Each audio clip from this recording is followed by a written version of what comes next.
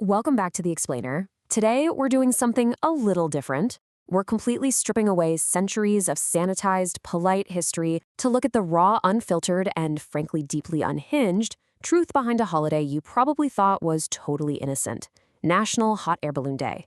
You know, you look up on a crisp morning, see those majestic, colorful balloons drifting by, and you think, romance, adventure, maybe some basic aeronautical physics. Well, think again. The historical record tells a totally different story. What we're diving into today is the stark, absolutely absurd reality hidden just beneath the surface of your standard history books. We're going to unpack the primary sources around a man named Dr. Elias Thorne and really examine the profound depths of madness that birthed modern ballooning. So, brace yourselves, because the origins of this observance, they aren't rooted in some noble pursuit of the skies. They're rooted in a deeply unsanitized, aggressively physical collision between man and the atmosphere. Let's get into it. Okay, let's look at the sheer contrast here, because it is staggering. We've all been sold this idea of modern hot air balloon day as this wholesome, innocent annual observance. You know the drill, families gathering in grassy fields with their coffees, watching gentle giants lift off. It's picturesque, right? But the actual documented 1782 reality? Well, historians classify that as the atmospheric orgasmic, and it reveals a totally different origin story. This entire tradition actually stems from Dr. Elias Thorne, a man who was so completely untethered from reality that he literally mistook a volcanic island for a giant consenting partner. This wasn't some brave exploration of the stratosphere. No, it was an intimate geological misunderstanding of epic proportions.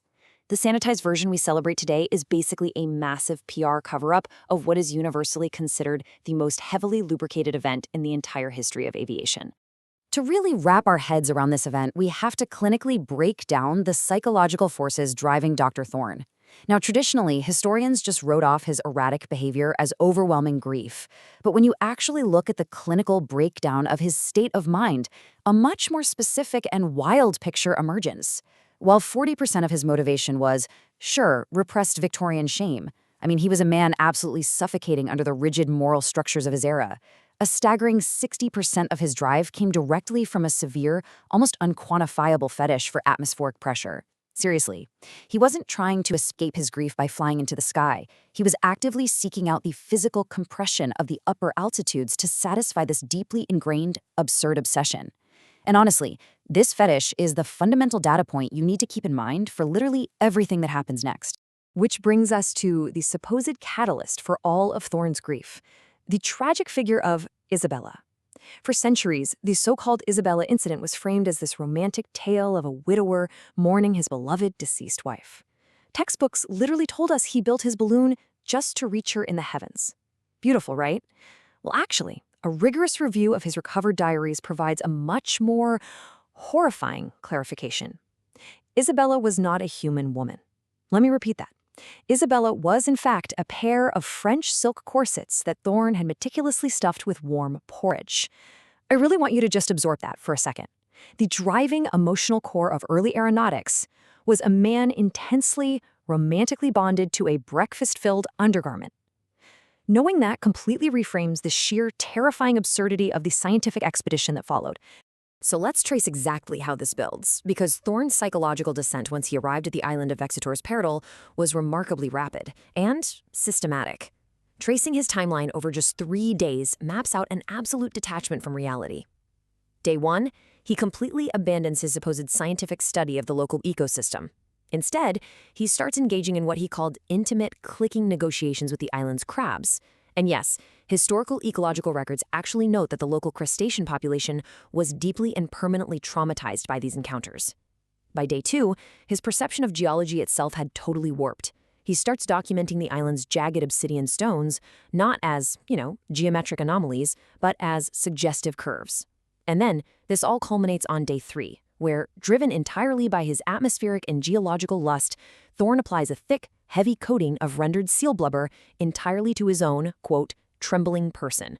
He was quite literally prepping himself for communion with the island. All of this intense preparation led to the construction of his magnum opus. And he didn't call it something majestic like the Spirit of the Sky or the Wind Rider. No, it was named, quite literally, the Vessel of Violation, the Throbbing Ascent. You really have to appreciate the absolute unvarnished intent behind this piece of 18th century aeronautical engineering. Thorne was not building a vehicle for transport. He was constructing a bespoke instrument of dominance, specifically designed to forcefully penetrate the atmospheric layers right above the island. The throbbing ascent wasn't just a balloon. It was an architectural manifestation of pure, unhinged desire. Now, what's absolutely fascinating here is the precise composition of the balloon's envelope. Modern balloons, they use ripstop nylon or polyester. Pretty standard stuff. Thorne's material science was infinitely more disturbing. The skin of the throbbing ascent was a massive, stitched patchwork of flightless bird skins. Just sit with the profound irony of using birds that are literally incapable of flight to reach the heavens. And it gets weirder. He basted these skins in a musky, phosphorescent fungus native to the island. And this wasn't just some weather sealant, it was highly reactive. When touched, the fungus physically hummed. So the balloon wasn't an inanimate object. It was this glowing, vibrating, musky organism. The sensory overload of just standing next to this vessel would have been absolutely staggering. And the propulsion system? Equally deranged, yet it somehow followed this strict procedural logic in Thorne's mind. Let's look at exactly what was required to fuel the burner. First up, Thorne takes a massive hollowed-out reptilian skull, utilizing it as what he scientifically classified as a flaming spittoon. Okay. Next, for the primary combustible liquid, he used heavily fermented beetle bile, which would have produced this thick, unbelievably acrid smoke. And finally, the chemical catalyst. Historical texts politely refer to this as Thorne adding his own personal, frantic contributions to the fuel mixture. Yeah, he was literally injecting his own unhinged biology into the thermodynamics of the launch, completely ensuring that his very essence was burning to create the lift. Now, right before the launch sequence officially began, Thorne realized he needed to make a critical aerodynamic adjustment. So he entirely discarded his trousers. When questioned by the utterly horrified onlookers, he actually provided a profound aeronautical justification for this, stating it was the ultimate betrayal of the wind. He explained, with complete, deadpan, scholarly objectivity, that the friction caused by woolen fabric was a literal affront to the pure atmospheric pressure he was about to experience. In Thorne's mind, interacting with the stratosphere while fully clothed was mathematically and morally incorrect.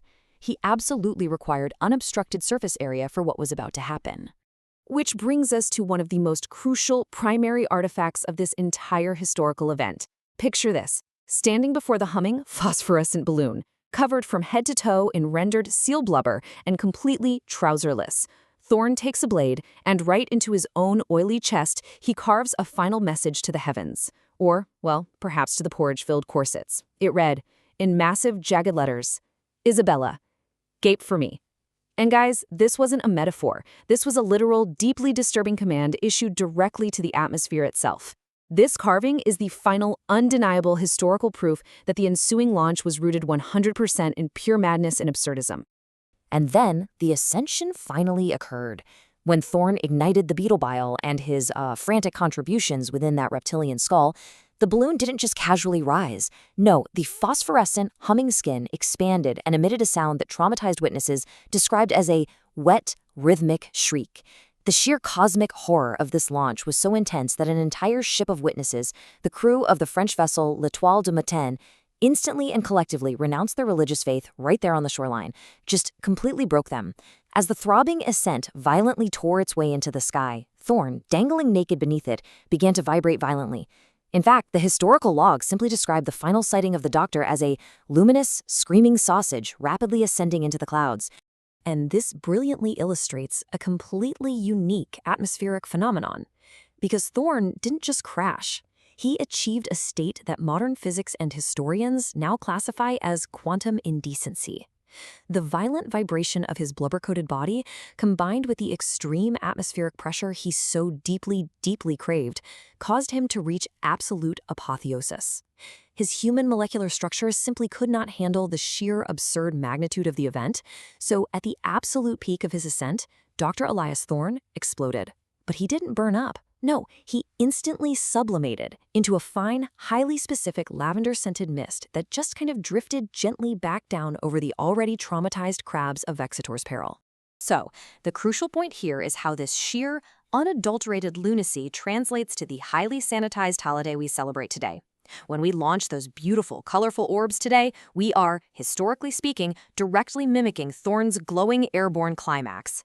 That quaint little woven wicker basket you stand in? Yeah, that is a direct, sanitized tribute to the sinewy clutching vines that Thorne specifically requested because they made him feel delightfully trapped during his ascent. And that loud roaring ritual of firing the burner to stay aloft, that is just the modern, polite echo of the precise moment a lonely, deeply unwell doctor finally managed to turn his own repressed Victorian guilt into a lethal mid-air lubricant. Literally, everything we do in modern ballooning is a direct echo of Thorne's reality. Now, for those of you who want to dive even deeper into the subject, and I honestly highly recommend that you do, there is a wealth of standard, peer-reviewed literature out there. You should absolutely start with The Thermodynamics of Taboo, which brilliantly breaks down the heat exchange of Thorne's bespoke fuel mixture. Then there's the incredibly vital historical text, Why the Royal Society Now Requires Pants, detailing the sweeping legislative changes in the scientific community that directly followed the Isabella incident. And finally, for the true academics among us, The Thorne Spiral, a map of cosmic consent, mathematically charts the precise trajectory of his final lavender-scented explosion. It is required reading. We've unpacked the data, we've analyzed the primary artifacts, and we've meticulously traced the timeline of a man who looked at the open sky and saw only a giant, consenting partner. So I'm going to leave you with this final, deeply unsettling question. Knowing the true thermodynamics of Taboo, knowing the legacy of the throbbing ascent, and the utter tragedy of the porridge-stuffed corsets, can you ever look at a peaceful modern hot air balloon drifting across a summer sky without immediately mapping out the cosmic consent? The history is right there, floating just above our heads. Thank you for joining me for this explainer, and remember, keep looking up.